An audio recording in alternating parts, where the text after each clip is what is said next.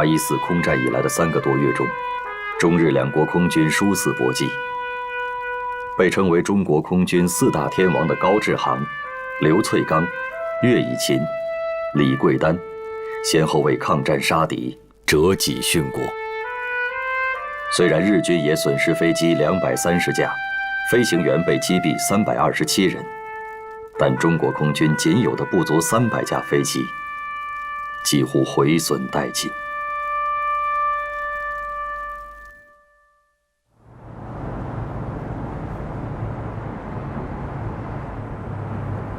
再战，不亡才见鬼呢！不能说蒋介石、毛泽东，你们主张抗战，那就是爱国；我汪兆铭主张和平，就是投降。无耻！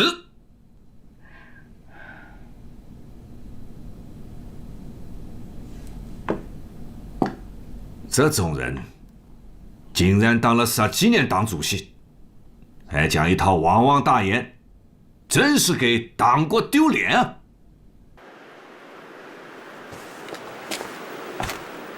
来，欢迎毛主席跟我们讲话。同志们好啊！毛主席好！毛主席好！毛主席好！毛主席好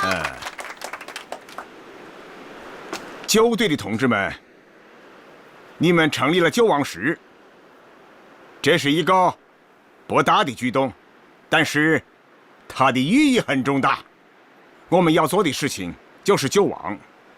现在呀，在中国又出现了战则亡，祸则存的声音。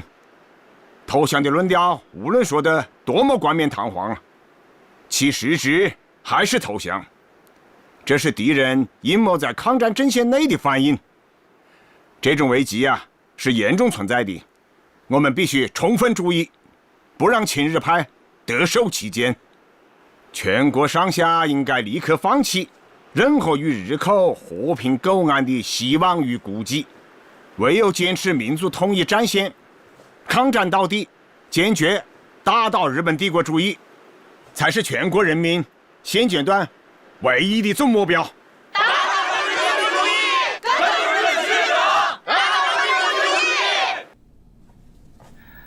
义！他们打他们的，我谈我的。我这是曲线救国。我的意思是，先让高宗武跟日本人接触一下。谈也好，见也好，最好不要在南京，也不要在上海，在香港和日本谈是最好的。该立的耳目太多了，那就抓住这个机会去谈。我们向我国的腹地退却，是一种特殊的、间接的抵抗方式。这种战略战术，与其说是用我们自己的剑去消灭敌人，还不如说是我们给敌人制造的疲惫去拖垮了敌人。韦奏说得好，这是克劳塞维茨《战争论》第2卷880页上所说。克劳塞维茨在《战争论》中说，一个防御者在一次失败以后，他退却的话，受到的损失要比主动退却大得多。毛主席，自从七七事变以来发生的每一次战役，都是被动退却吗？对啊，说的是，对，是。是。那是因为蒋介石虽然下了抗战的决心，但仍祈求与日本妥协与依赖国际裁决。这几次战役打下来啊，对于日军的消耗那是有的，可是呢，并没有挫败他们的锐气。但是有一个事实是，他们并不是势不可挡的，也不是不可战胜的。所以呢，我们现在要考虑的问题就是如何战胜他们的问题。12月5日，日军飞机一波接一波掠过南京上空，炸弹雨点般坠下，六朝古都笼罩在浓浓烟火之中，四下里都嘶鸣着空袭警报，到处都是逃窜的人群。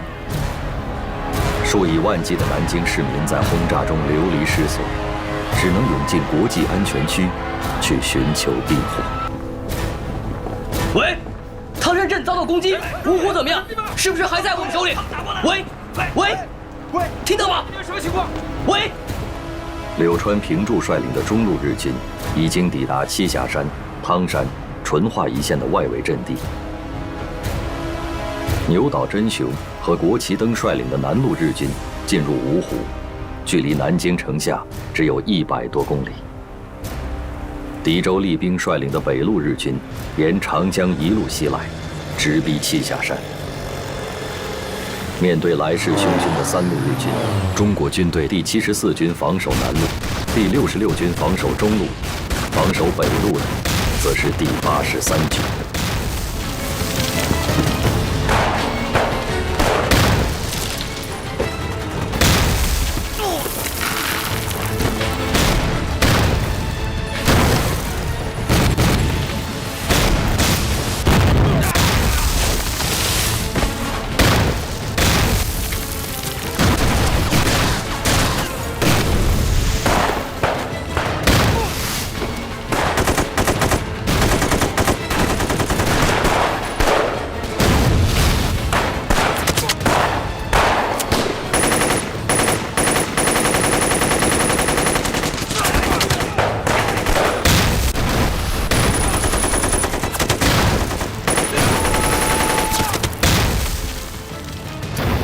51师守军奋勇抵抗，杀敌甚多，居然坚守阵地达2天之久。由于没有后援兵力，该阵失守。南路日军第6师团占领牛首山后，主力向中华门推进；第9师团占领大校场机场后，向光华门、通济门推进。中路日军第16师团占领汤山后，直奔麒麟门、白水桥。12月9日，日军进抵南京城下。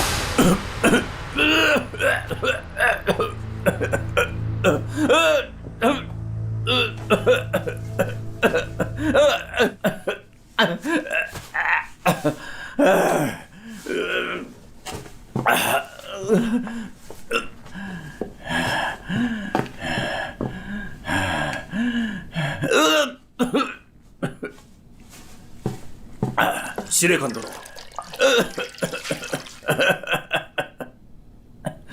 これは投降勧告書だ。この講和条約が結ばれ、平和的に南京に入ることができれば、傷者の数も減らすことができる。ああ、上海での我が軍の犠牲が多すぎたからな。はい！100万日军已包围南京，贵军若侥幸应战，南京必然沦陷，钱财文化尽为灰烬。故本司令官奉劝贵军和平开放南京城。如果12月10日正午仍得不到任何答复，日军将开始进攻南京。大日本华中方面军司令官松井石根。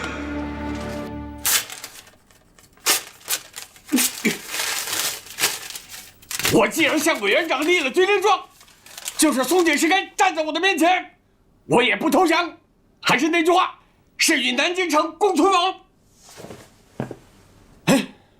命令：搜查劝降书，军心不可动摇，民心不可动摇。上海能打3个月，南京为什么不能打3个月啊？对，我要背水一战。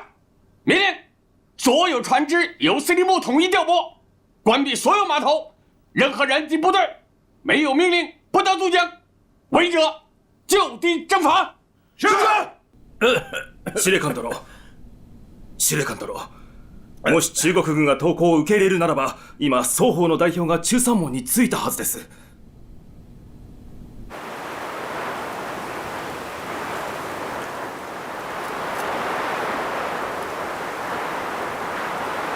中国人はなぜなかなか来ないのだ。待ちますか。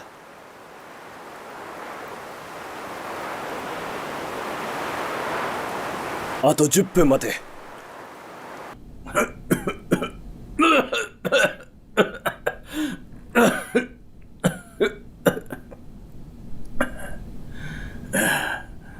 司令官殿、知らせは参りません。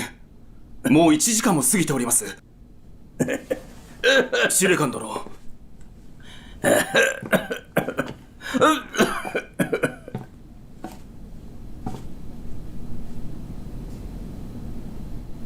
中国人は降参しないはずだ。よしやれ。12月10日午后1时，日军华中方面军司令官松井石根下令向南京发起总攻。日军第6师团突破第58师防线，从正南方猛攻第88师雨花台阵地。日军在炮兵及战车掩护下，向第151旅水西门外阵地猛烈攻击。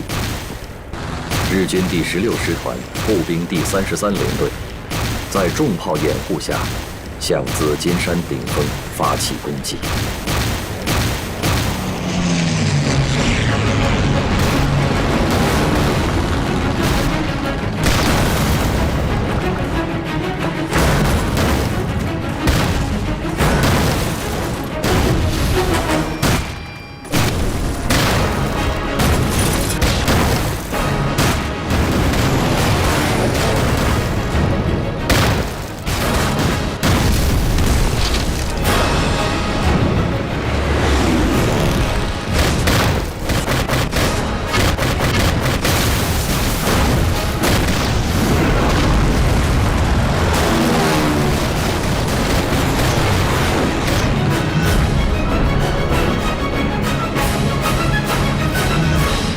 司令官殿、第16師団は紫金山を猛攻撃中。本日中には占領できると思います。第6師団は宇海台と中山門を攻撃し、本日占領できます。南京政府軍は我々が包囲し、城内から出られません。よーし、南京が見えたな。そうです。南京城を開ける鍵は我らの手中です。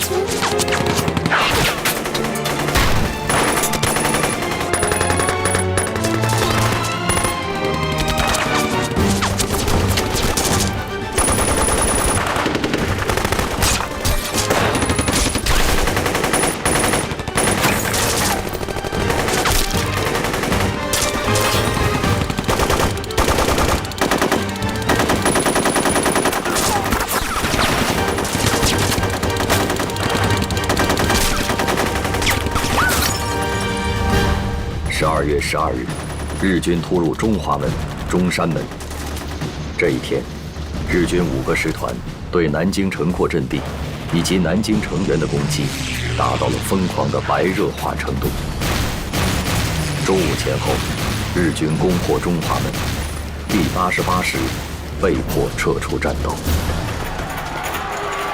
为了躲避战火，各国使馆外交官、新闻记者与中外难民一起，准备登上英国商船撤离南京。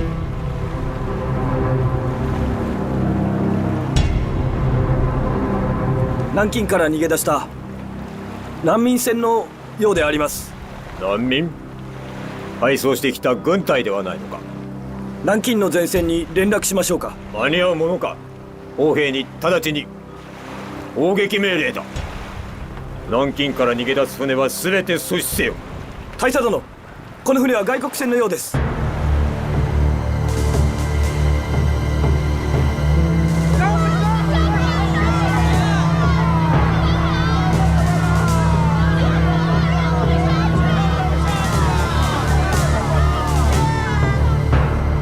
英国のレディーバード号です。偵察の電報です。読め。ウコと南京の中間に3隻のスタンダード石油会社の石油戦闘米国護衛艦パナイ号が停泊しております。砲兵に命じてレディーバード号を攻撃させ、航空隊に命じてパナイ号を攻撃撃沈させよ。大佐殿、これは米英の船です。下手すると国際的事件になります。満州事変、上海事変、北市事変、どれも我ら陸軍がやったんだ。一兵卒が大きな事件に関われるのだ。いいじゃないか。早くやれ。はい。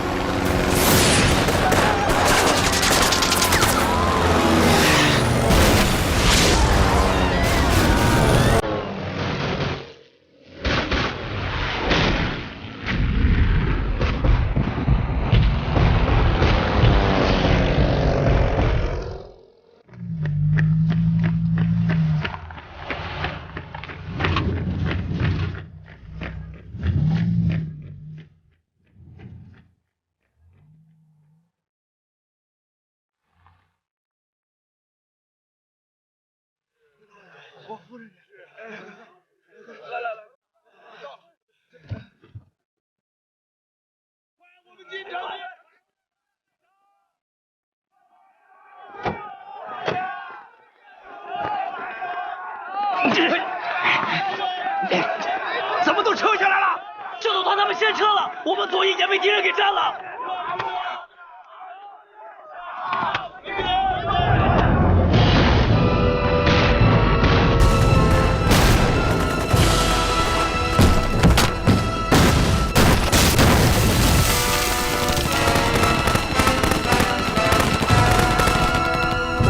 长官，司令部在哪？打散了，没有司令部了。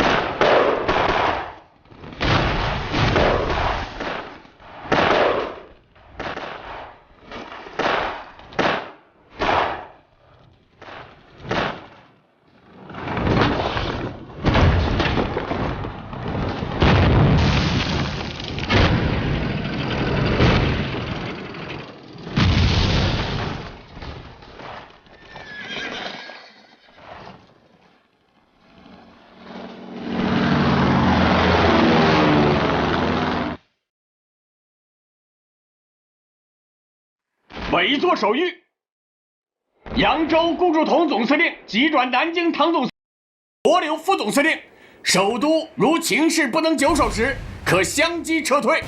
蒋中正，民国26年12月12日。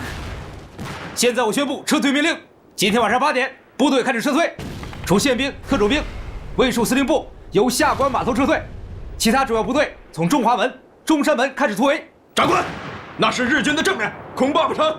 如果不能成建制，就化整为零，然后在芜湖以西、浙江以北集结，一江门码头有36师警戒，掩护撤退。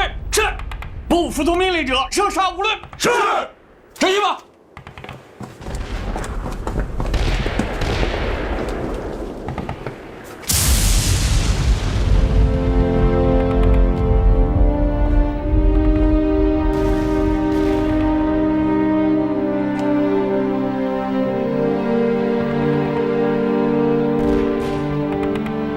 南京完了。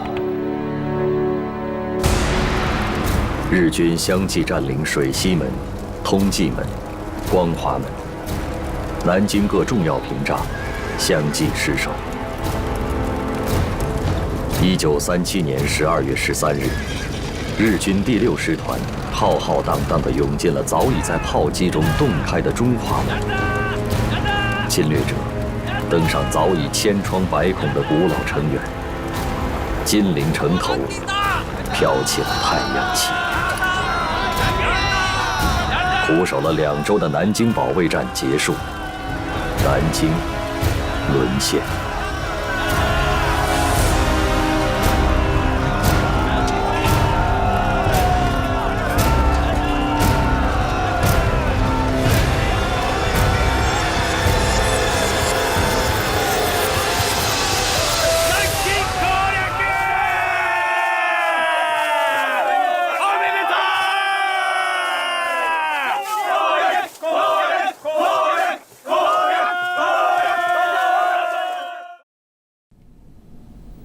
还有就是，日本方面又在原来6条的基础上，又增加了3条：一、放弃容共、抗日及反满政策；二、扩大华北、华中、内蒙的非武装地带；第三，承认内蒙古自治及华北特殊政权。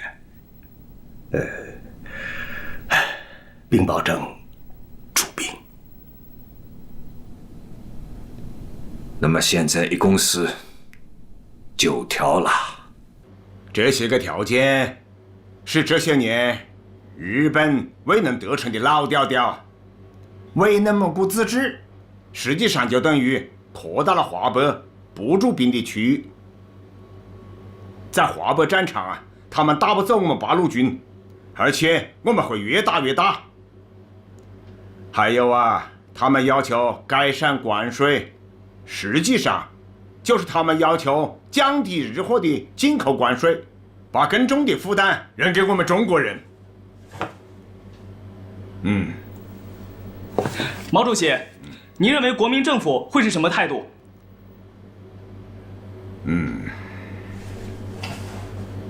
我估计啊，蒋介石先生不会同意这些条件的。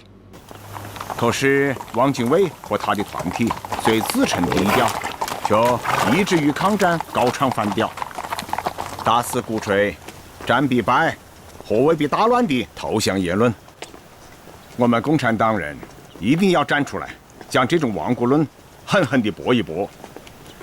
要告诉博古和恩来同志，一定要用上一切的力量，支持并鼓励蒋介石和国民党政府坚定抗战的决心。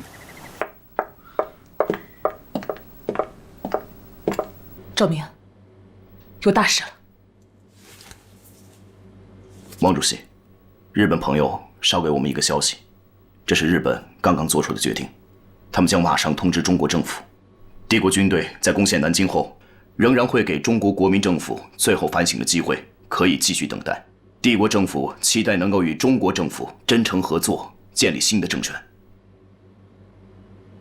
周明，千载难逢啊！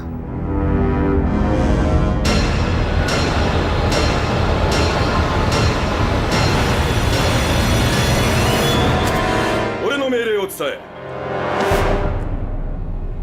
入場次第捕虜全員を殺害せ。はっ。焼き捨て、一文字も残すな。はっ。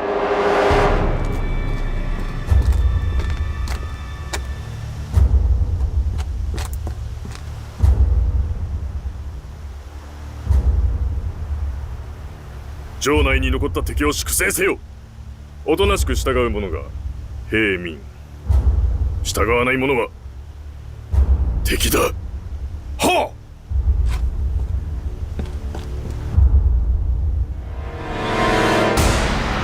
っ。日本侵略军侵占南京后，在日本华中方面军司令官松井石根和第6师团师团长谷寿夫指挥下，在全城进行了40多天的血腥屠杀。15日，已解除武装的军人9000余人被押往鱼雷营屠杀。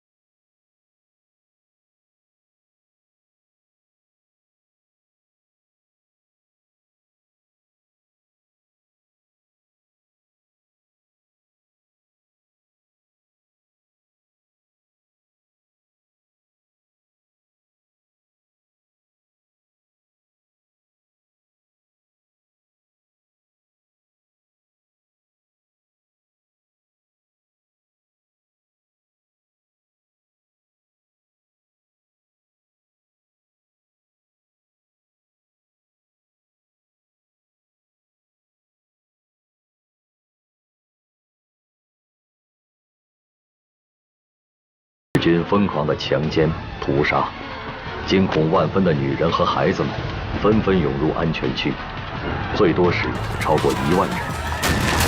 实际上，安全区对妇女来说，并非真正的安全之地。日军强行闯入安全区，到金陵女子学院，强奸妇女，抢劫钱财。在占领后的1个月中，南京市内就发生了2万起左右的强奸事件，连8、9岁的幼女和70多岁的老妪都不能幸免。许多妇女在惨遭蹂躏后，又惨遭杀害。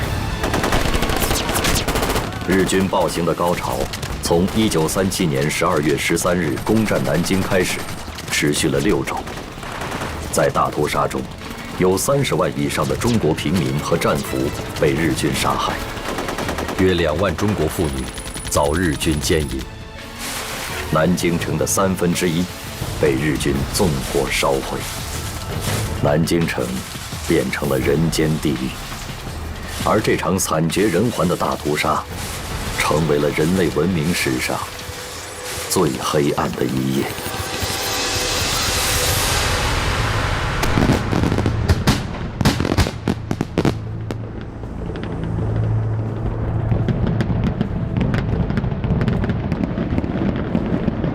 南京は陸長のことだ。大日本の皇軍が歴史を塗り替えました。陛下が歴史を書き換えられたのであります。南京占領はこの歴史の序章に過ぎぬ。東南アジア、豪州も含んだ大歴史が書かれました。陛下の筆によって。今考えておるのは、中国のめどが立てば次はソ連だ。北進は我が国の国策である。ドイツ外相リッベントロップからヒトラーの伝言が届きました。ドイツが欧州またはソ連で行動を起こすとき、日本は必ずドイツの側に立ってほしい。また軍事行動も起こしてほしいと。中国の首都は陥落した。中国は神戸を垂れるであろうか。そうすると思います。私もそう思います。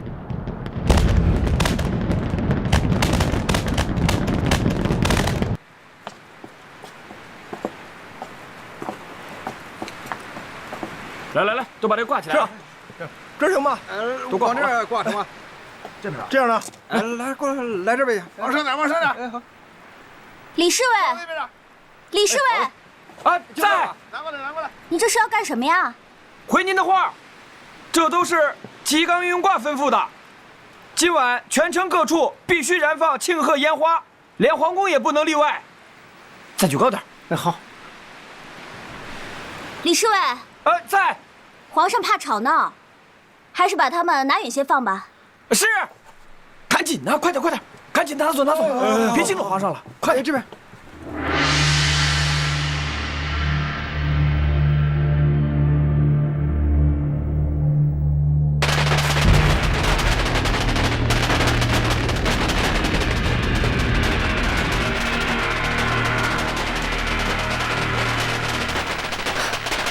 皇上，这是在放庆贺烟花呢。皇上，吉冈运用挂求见。请。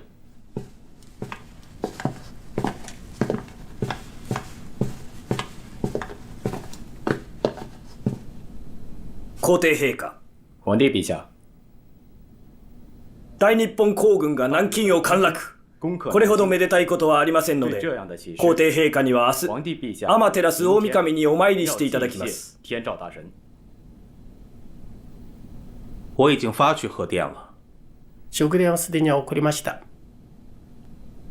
会場の準備はすでに済んでおり、儀式に参加いただく各界の方々や政府関係者への連絡もすでに済んでおります。皇帝陛下にはお早めにご準備いただきたいと思っております。明日はいかなる間違いもあってはなりません。不可有什么差错。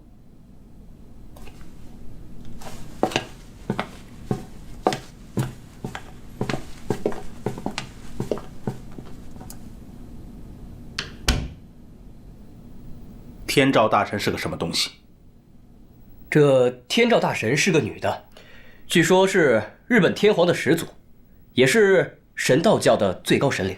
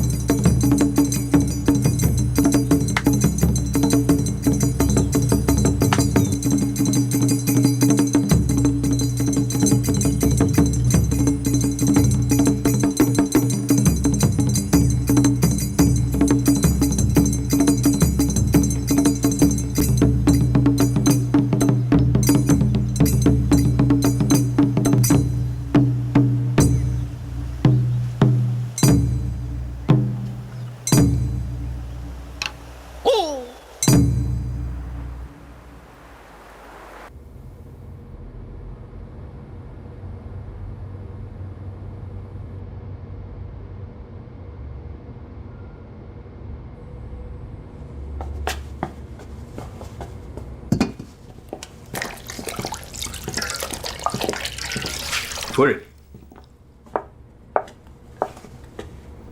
请。夫人，我昨天来的时候，梅先生还好好的，这是怎么了？为了准备您邀约的演出，昨晚在外边排练，出汗着了凉，早起就开始发烧。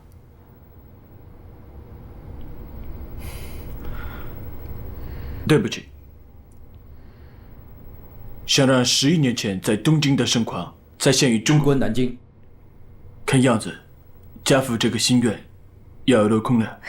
梅先生时常提起您父亲，说他是日本能剧的第一大师。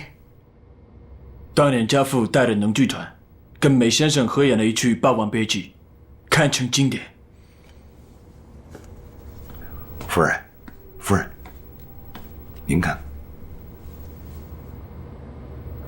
夫人，我可以看看吗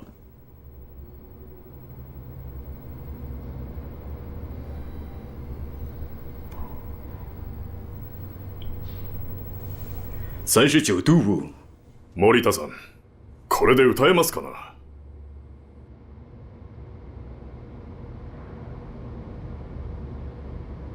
让梅先生好好休息吧。それでは、南京占領祝賀式典はどうなる？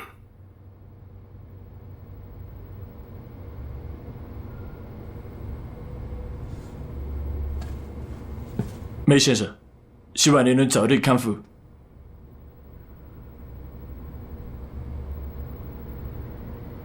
夫人告辞。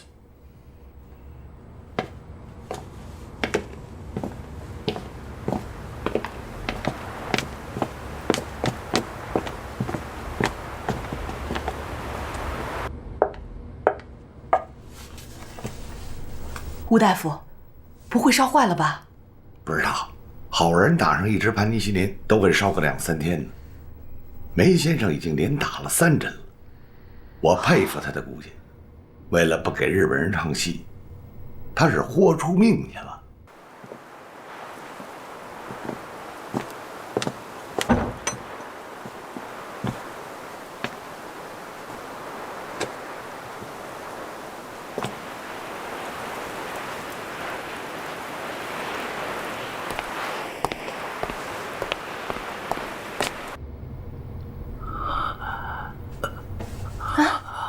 志芳，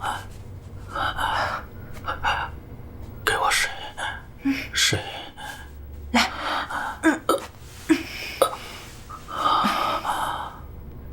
快，快，没事没事。给，哎呦，这手发的是真够高的，哎，没事儿。我呀打小练功，底子好着呢，放心吧，没事儿。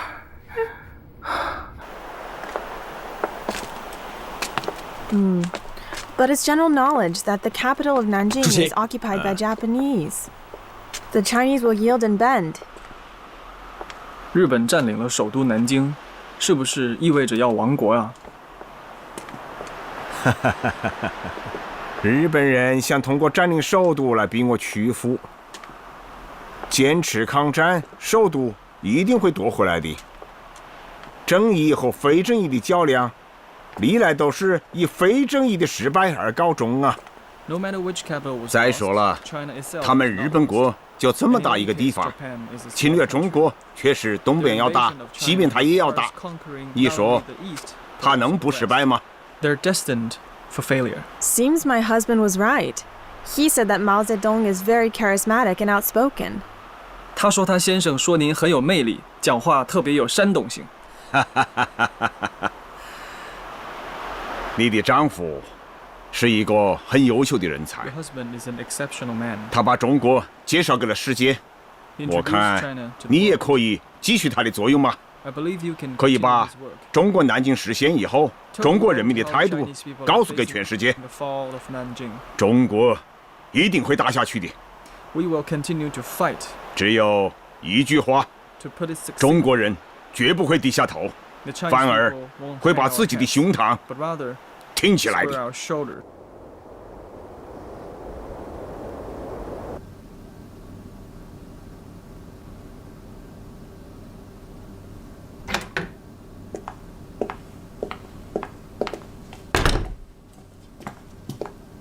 Mr. President, Mr. Simpson is here.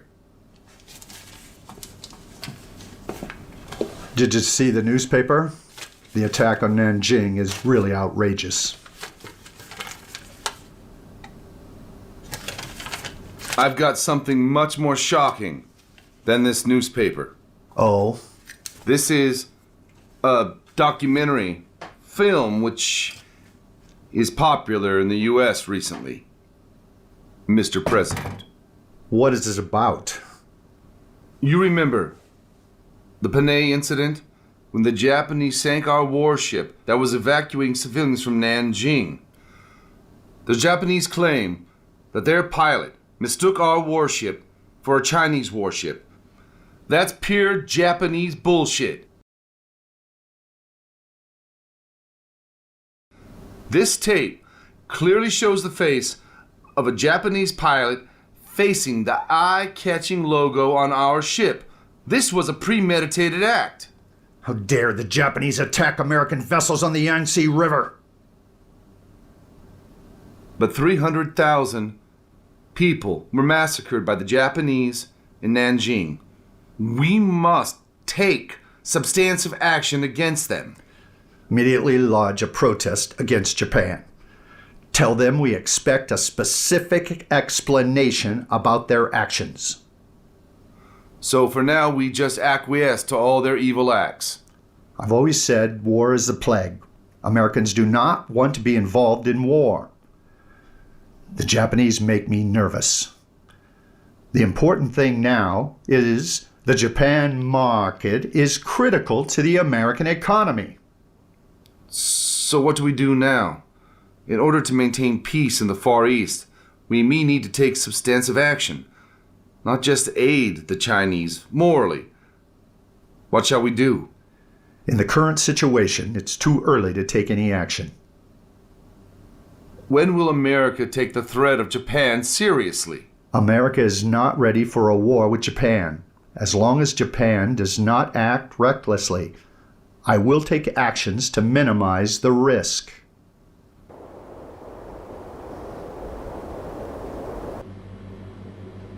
Excellent. The British ambassador to Tokyo said in his report that the Germans are planning anti-Japanese activities in China. They show a close friendship on the surface, but still they sell weapons to China. Well, Germany is unwilling to see their painstaking efforts reduced and taken over by Japan in China. On the other hand, Britain is in a difficult and delicate position to contain this potential enemy. A German expansionism is obvious. Did you know that Hitler has prohibited discussing the Nanjing massacre in Germany? How comes Hitler keeps hiding the ugly truth to the German population about what Japan did in China? Seems conflicting with their own interests by helping China. He wants them hampered in China. In his own words, he declared that Japan is against Anglo-American relations. It appears that they want a bigger piece of steak on their plate. That's right. That'll be better. 森森，校长，怎么样？这是郭太奇发来的电函。按照校长的训示，他已经召回国联，要求他们马上采取措施，制止日本人的侵略和暴行。但是国联迟迟没有反应。英国回答得如此干脆，直接拒绝向中国的军事援助和财政援助。是的，郭太奇已经得到英国明确表示，说任何给中国的援助，最终必将落入苏联手中。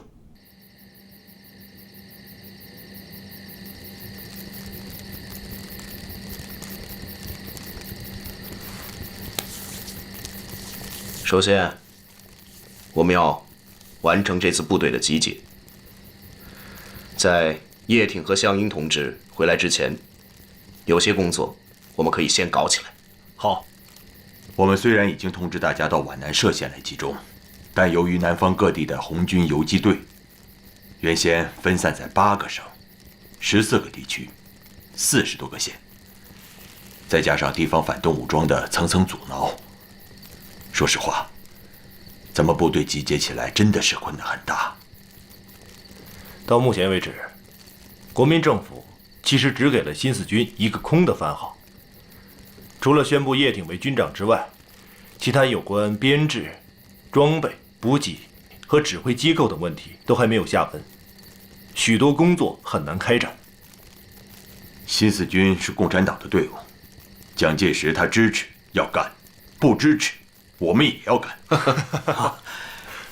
这段时间啊，陈毅同志派我到苏中和苏南去了几趟，带回来这张地图，过去看看。好，走。来，行。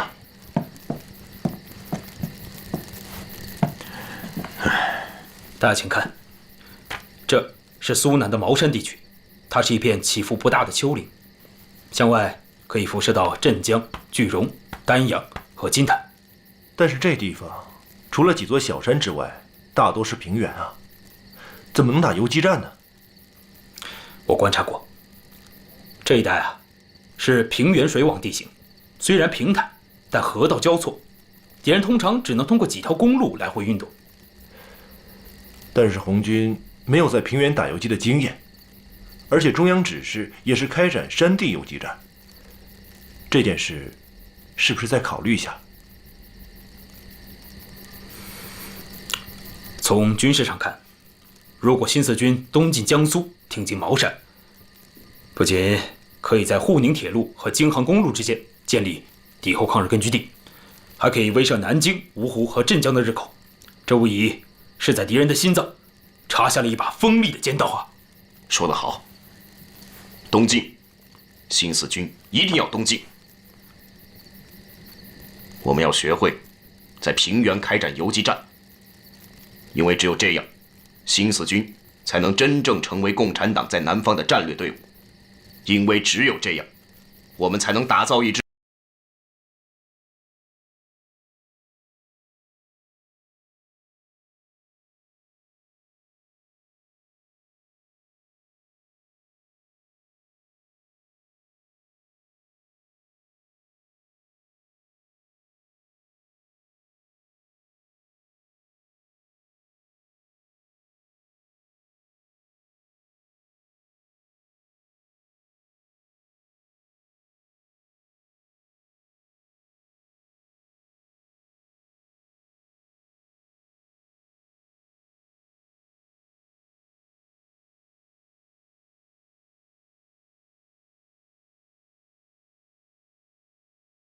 長島君、今や南京町にあるものすべて16師団の戦利品になったな。入り口に立っている保証兵でさえあれやこれや実家に送っておるな。好きなだけかさらっていくのは何も16師団だけではありません。好奇心がありますから、これも戦場での真理というもの。気持ちはよくわかります。親王殿下、これは民国本の王陽明文集であります。なかなか面白いものかと。素晴らしいものだ。戦争で負けた側にとって所有権を無視されるのは辛いことだが、勝利した皇軍から見るとこれは決して戦場の道徳に反するものではない。ただ一部の英米人が南京におけるいわゆる大虐殺を批判しており、さらにいくつかの国際団体から日本政府に抗議の声が上がっている。これは我らの印象を傷つけるものである。シナ人などどうということもありません。シナ人への処置は言わず、認めず、広めずであります。分かっておればよい。この本は後で拝読いたそう。それから橋本金太郎を探すのだ。あいつは人殺しに狂って大砲で長江に停泊している英国の軍艦も撃沈した。まったく頭が痛いことをしたものだ。私も奴の肝っ玉には逆に感心してしまいます。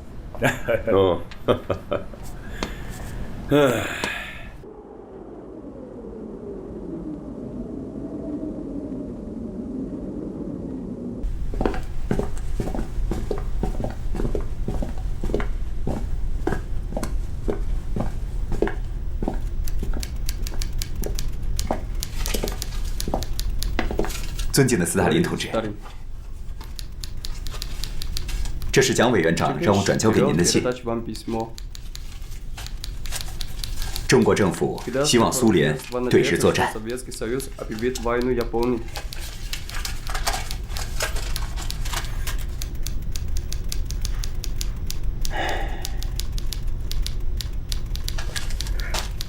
Говоря откровенно, для обеспечения безопасности на Дальнем Востоке хорошие отношения между Китаем и Советским Союзом очень важны. Советский Союз не может объявить войну Японии. Это поставит нас в невыгодное положение на международной арене. 我想提醒贵国政府的是，日本的野心不只是中国，他们最终的目的是独霸东亚。 Но мы пока не видели ни одного человека на нашей земле. 自打抗战以来，你们的志愿给了我们人民最大的鼓舞，所以希望贵国再次对我国增加5000万美金的借款。 Хорошо, без проблем. Мы перечислим вам необходимую сумму, чтобы вы могли купить военную технику. Но постоянно надеяться на помощь извне не стоит. Вам нужно самим развивать свою военную промышленность. 我代表中国人民对苏联的援助表示感谢。另外，我想就中国新建铁路问题与您协商，希望苏联能够帮助中国建成一条贯穿新疆的铁路线。Нет. Вы должны построить в первую очередь военную промышленность. Можем оказать вам техническую поддержку, дать вам инструкторов. 我会把您所说的话如实的汇报给国民政府，中国也会在贵国的支持下奋勇抗战，竭尽全力。谢谢。До свидания, товарищ. 告辞了。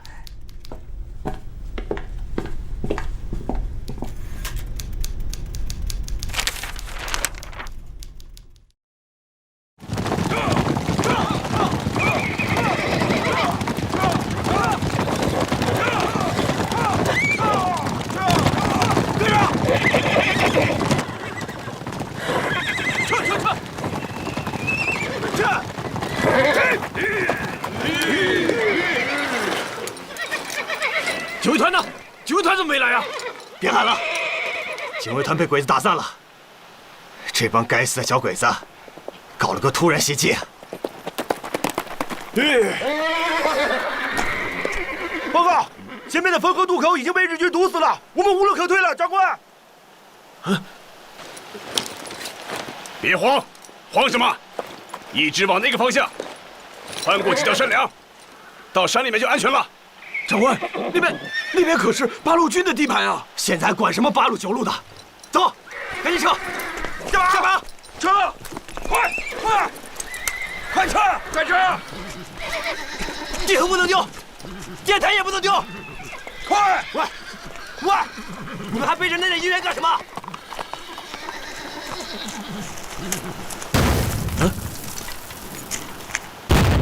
奇怪啊，长官。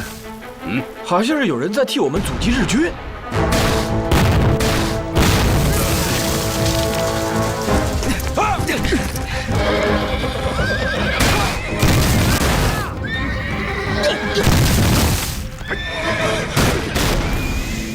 是我们自己人吗？听枪声，没有重武器，应该是8路。哦，这支部队素质不错。刚才咱们路过那道山梁，居然没有发现他们设伏的阵地。依您看，那阵地还能布多少兵啊？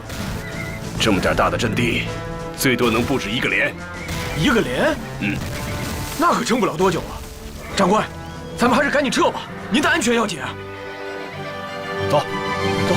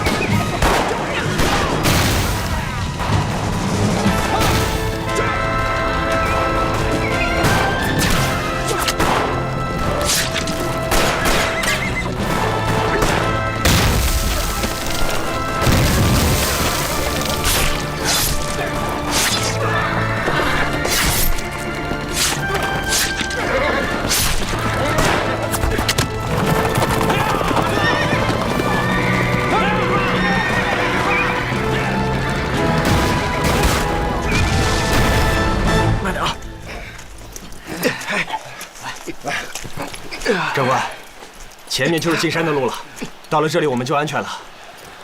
让弟兄们休息会儿吧。休息会儿。好，兄弟们，原地休息，歇会儿，歇会儿。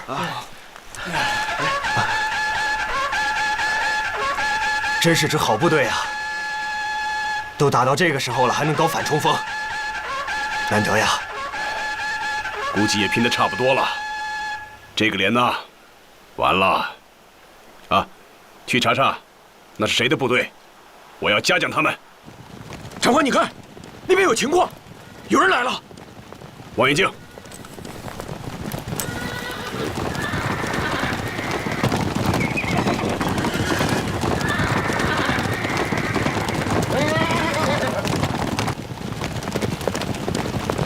八路军。走，看看去。走。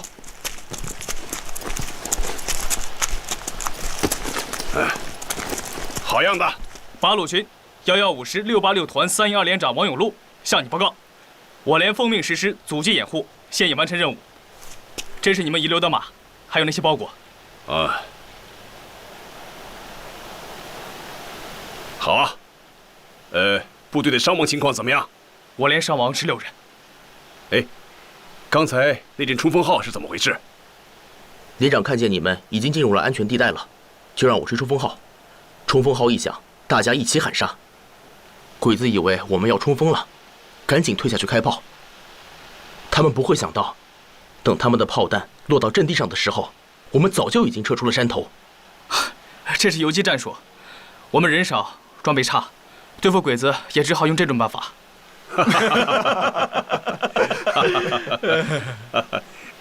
好样的，好，这游击战打得好啊！兄弟啊，你可立了大功了，知道吗？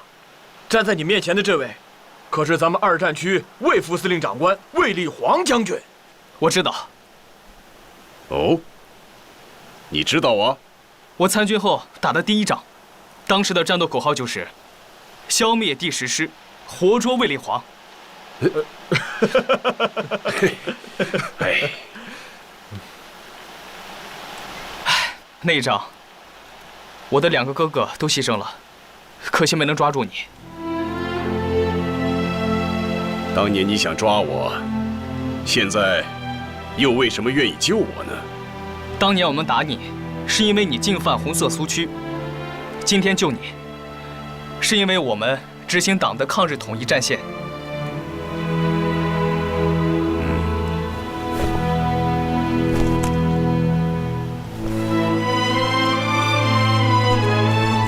哎，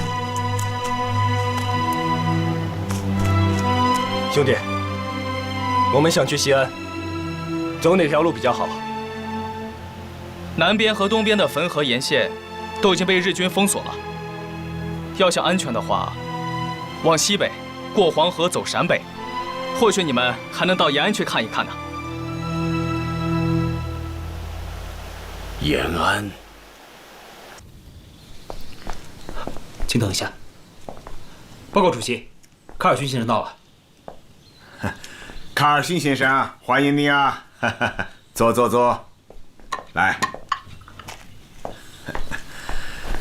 我听说啊，你已经到华北战场考察过了，有些什么体会啊？我看到中国的士兵正在以血肉之躯抵抗着日本的飞机、坦克和大炮，这是很英勇的，但也令人担忧。卡尔逊先生啊，战争啊肯定是非常残酷的，但是呢，也不必太过于忧虑啊。我们中国就像一个大水缸，而日本人呢，总是想用小半桶水就把这个水缸装满，结果就是他的军队开到一个地方，我们就转移到另外一个地方，他们追上了以后啊，我们又转回去了。日军的问题在于啊，他们兵力不足，不可能面面俱到，所以啊，只要我们坚决抵抗，日本就无法控制中国。可事实是，日军已经占领了太原，并且正在围攻五台山的八路军。从表面上看是这样的，不过呢，我们也可以换另外一种看法。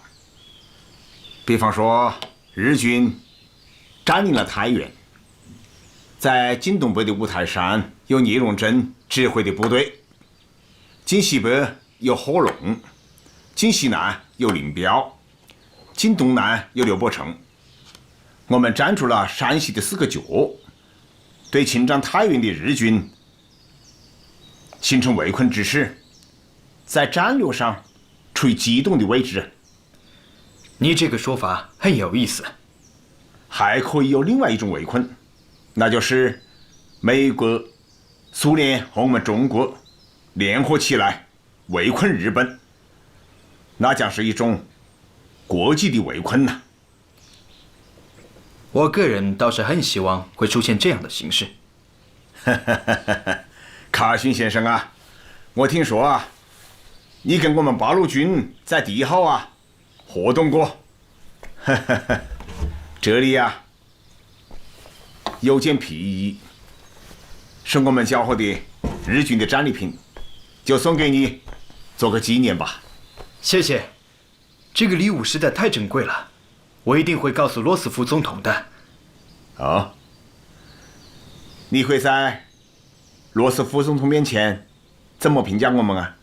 我会告诉他，毛泽东是一个了不起的战略家和梦想家。当然，他首先是个伟大的天才。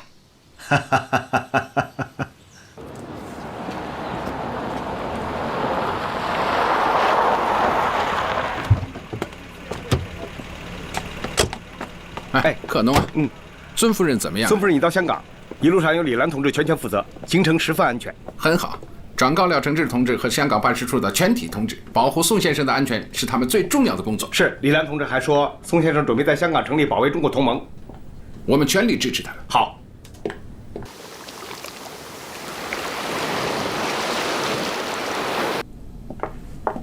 宋先生，有客人来了。孙夫人，陈先生到了。好，孙夫人，陈先生你好。很高兴见到您，坐吧。请。夫人请。孙夫人，我一接到你的信，就立刻发起了组织新加坡的筹赈会，1个月就募捐了1000万新元。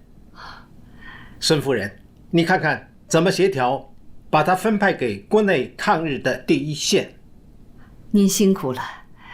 孙先生在世时曾说过，华侨是革命之母。当年您为推翻清王朝的革命事业一再慷慨解囊，现在抗日战争打响，您又冲在了募捐第一线，太感谢您了。夫人过奖了。抗日嘛，是每个炎黄子孙的责任和本分呐。您说的是。前一阵子赴美的司徒美堂先生也给我回信了，他在纽约也发动了华侨抗日救国筹饷总会，南洋的事就仰仗先生了。麻烦您转告南洋所有的爱国侨胞，他们的每一块捐款都会由我带人亲自分派到最需要的地方。好的，好的，好的。夫人，您为国事日夜操劳，还请保重身体呀。是啊，陈先生说的对，孙夫人为了国事日夜操劳，真的要保重身体啊。任重道远，彼此珍重。中央政治局近期召开会议，主要内容是国共两党的关系问题和抗战的军事问题。会议认为，中国必将取得抗战的最后胜利，中央坚决反对妥协。在南京失陷之前，果然有一个低调俱乐部，地址就在南京中山西路西流湾的周福海家。他们常常以聚餐的形式，参加的人有文人、教授，其中包括胡适、高宗武、陶希圣。他们公开反对政府抗战，说长期抗战、焦土抗战是唱高调。他们背后应该是汪精卫。是这样的，据我们了解，汪精卫一直保持和日本人的接触。所以呀，我们现在的任务就是组织人走到人民中去，宣传抗战，宣传统一战线，宣传八路军、新四军。金山、赵丹、白杨都已经到了汉口，告诉他们，欢迎我们的孩子剧团走上街头，积极宣传抗战，反对妥协。好。同时啊，我还有一个想法，在政治上旗帜鲜明的反对妥协，在军事上，除了八路军、新四军积极的进行抗战之外，还要发挥我们新华日报的作用。毛先生，这么晚了还来打扰你，实在抱歉啊。没关系啊，我这个人有个不好的习惯，就是经常白天休息，晚上工作。哦，其实啊，我和梁先生在很早以前就见过面了，不知道你还记不记得啊？哦，民国7年，我在北京大学做一个小小的图书管理员，住在豆腐池胡同杨怀忠先生的家里。那个时候梁先生是大学讲师，经常来杨先生家串门，每一次来都是我开的门呐。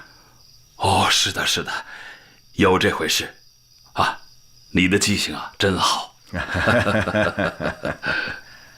梁先生啊，多年不见，这次来延安有何指教啊？哦，指教不敢当，不敢当啊。这次来延安呢，我完全是抱着讨教的态度的。老实说，我对目前抗战的情况是非常的失望。战场上，中国军队节节败退，政府里上上下下缺乏信心，社会各界的情绪也十分的悲观。我担心呢，如此下去，中国的前途何在？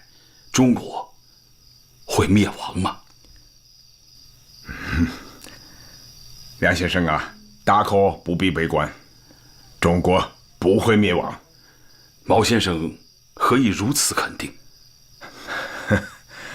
对于战争问题，首先要分析双方的特点。日本啊，它的优势是其军事力量强大，而它的弱势呢，就是人力物力不足。最重要的是啊，他们战争的性质是反动的，在国际上处于不利的地位。反之呢，中国的军事力量较弱，但是我们的战争是正义的，可以得到国际社会的帮助和支持，并且我们还具有大国的条件，可以支持长期的战争。两相比较，日本只有一个优势，而中国的优势呢，却有3个，这就决定了战争的获胜方是中国，而不是他们日本。可现实是，日军正在获得节节的胜利，中国军队正遭遇失败啊！这是因为啊，目前敌我双方的军事力量过于悬殊，以至于啊，掩盖了中国在其他方面的优势。但只要我们采取了正确的战略方针，最终的结局是中国必胜，日本必败。毛先生对如何抗战有何高见？3个字：持久战。战争的第一阶段必然是敌人进攻，我们防御。第2阶段呢，则会因为双方的力量平衡而形成战略相持阶段，这是敌我转变力量的枢纽。而国民党只看到持久战，又不承认战略的3阶段论，尤其是有一个很长的战略相持阶段，那就等于穿着持久战外衣的速胜论。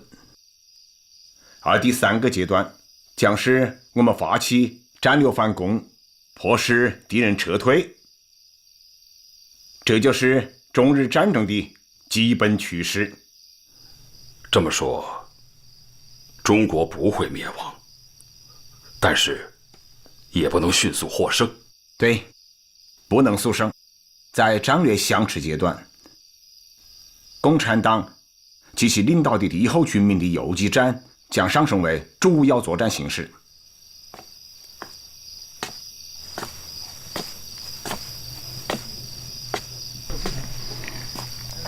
毛主席还在跟梁先生谈话呢。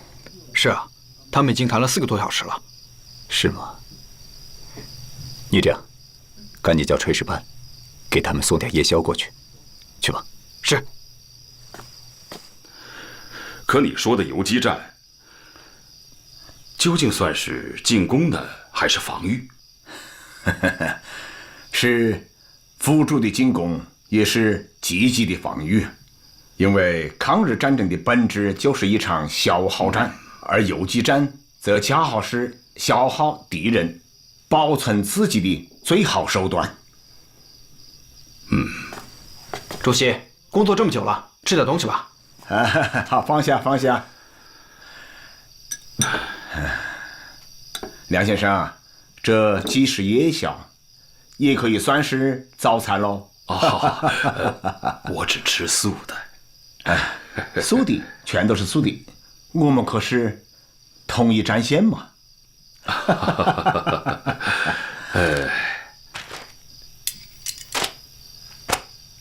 好。毛先生啊，这几年来，对于抗战的前景和如何抗战的问题，没有人能够让我如此的信服。我也从没有看到过这样的文章。今天你的一席话，让我豁然开朗，精神振奋。梁先生，你太过奖了哦。不，你对抗战未来的高见，无论如何的褒奖都不过分。我倒是恳请你能够把这些见解写成专著，广为发表。相信一定会对中国的命运产生巨大的影响。梁先生啊，实不相瞒，我现在正在酝酿写这么一本书，书名我都想好了，就叫做《论持久战》。请，宋先生，李兰同志来了。对不起，打扰先生了。您请坐吧。知道你来，一定是有大事的，你说吧。先生，周副主席来电，说加拿大有一个医疗队来帮助中国人民的抗日战争，听说已经到香港了。先生知道，香港有一个国民党专门接收物资的小组，以前这些救援物资呢，都由他们接收，并且把这些物资都送到了国民党军队那里。唯独在前方浴血奋战的八路军和新四军那里，一点都没有得到。好在这个医疗队带来了一些先进的物资和先进的医疗器械，更关键的是，还有一位非常出色的外科医生。叫什么名字？诺尔曼。白求恩。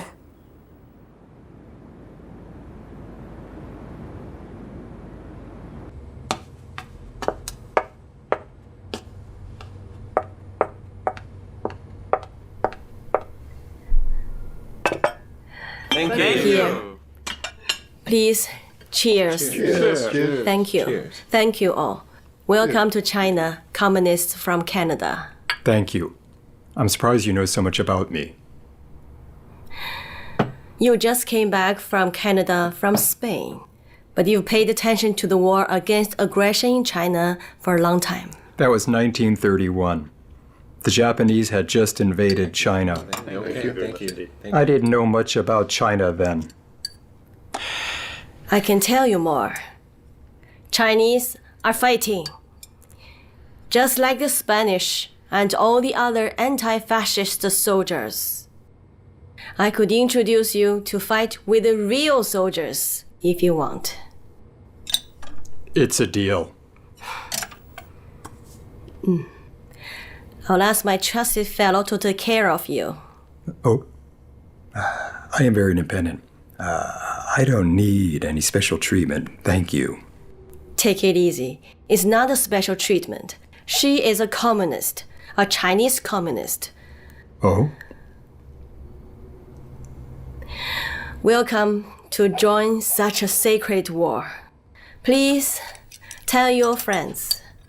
Chinese will be the victor. Yes. The chopsticks are held like this. You see it? Yes. Yes. Oh. That's it. Hey, wonderful. Delicious. Absolutely delicious. Yes. Really tasty. It's nice. Yeah. Please enjoy yourself. Thank you. 苏先生。这是杨虎城将军。孙夫人好。请坐，请坐吧。啊，孙夫人请。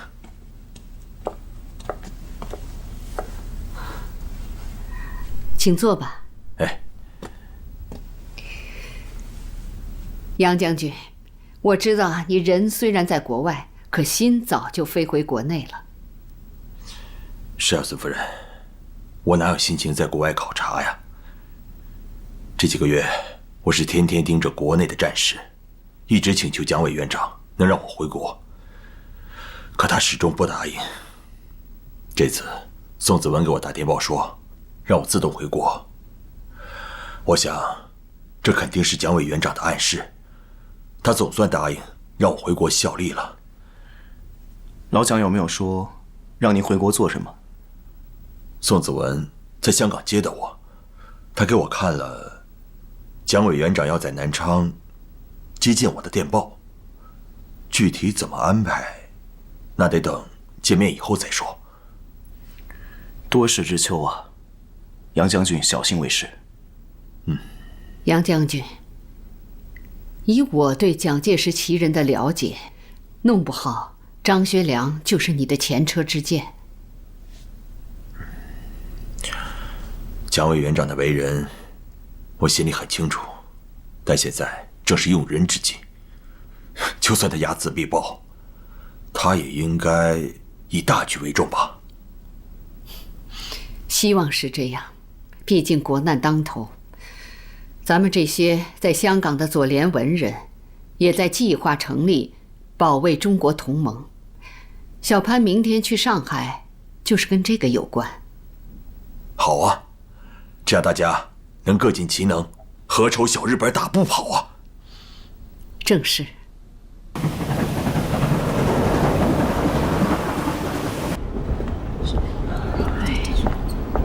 谢谢。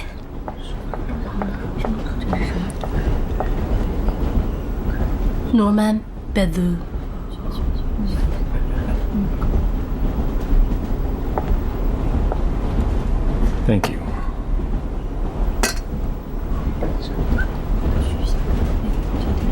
What are you looking for? Where are we? Now, we are in Henan province. It's one of China's poorest places. The scenery reminds me of Canada. Reminds me of Spain. I arrived in Spain to support the anti-fascist fight there.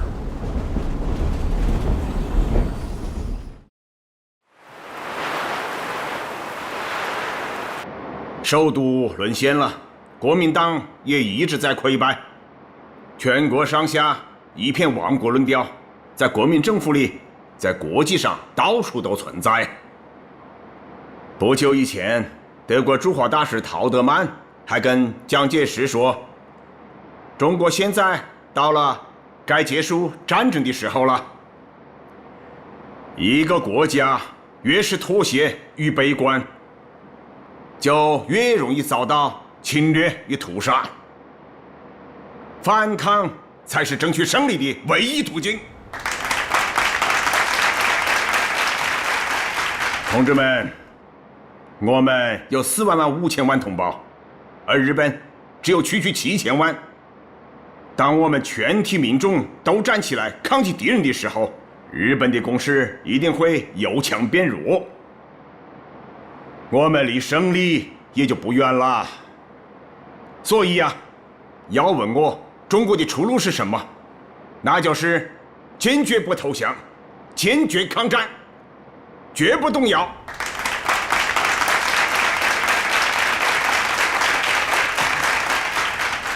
同学们，今天的会呀，就到此结束了，散会。